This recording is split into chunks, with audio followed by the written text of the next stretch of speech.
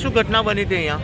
ઘટનામાં એવું છે કે બમ્પર જે બનાવેલો છે પ્રશાસને, એ પ્રશાસને બમ્પર પર પટ્ટા જ નહીં પાડ્યા, તો જેથી કોઈને દેખાતા જ નહીં કે બમ્પર છે કે શું છે. અને આગળ જ દારૂનો વેપાર થાય છે. જે રીતે દારૂનો વેપાર થઈ રહ્યો છે એ રીતે લોકો પીને અહીંયા જ એક્સિડન્ટ કરી રહ્યા છે. આગળ એક્સિડન્ટ થઈ રહ્યા છે. આની પહેલાં બી એક એક્સિડન્ટ થયું હતું, એમાં છોકરો મરી ગયો. અત્યારે એક્સિડન્ટ થયું, એ છોકરો સિરિયસ છે. તમે જોઈ શકો ગાડીમાંથી 4 થી 5 ક્વાર્ટર નીકળ્યા છે. તો પ્રશાસને એનું ધ્યાન આપવું પડે. પોલીસ પ્રશાસનને બી જણાવવાનું કે તમે બી ધ્યાન આપો. જે ઘટના બની એનામાં કેટલા ઈજા થયા છે? ઈજા તો ખાસી થઈ છે. છોકરાને કમરથી ડેમેજ થઈ ગયો છે. છોકરો હજુ બી આઈસીયુમાં છે. કાલ ઉઠીને મરી જશે તો આ પાર્ટી થોડી જવાબદારી લેશે જેની ગાડી છે. એની ગાડીની હાલત જો જે પ્રમાણે જે એને ગાડી ઠોકી છે, કેટલી સ્પીડે હશે તમે વિચારી શકો છો.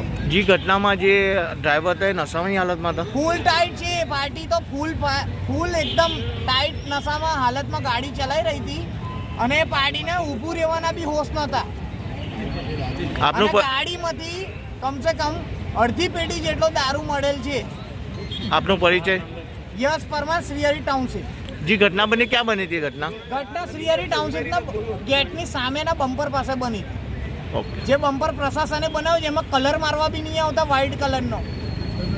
એ લોકો ખાલી બસ એમના ઇલેક્શન મુદ્દાના લીધે આવે છે અને જતા રહે છે.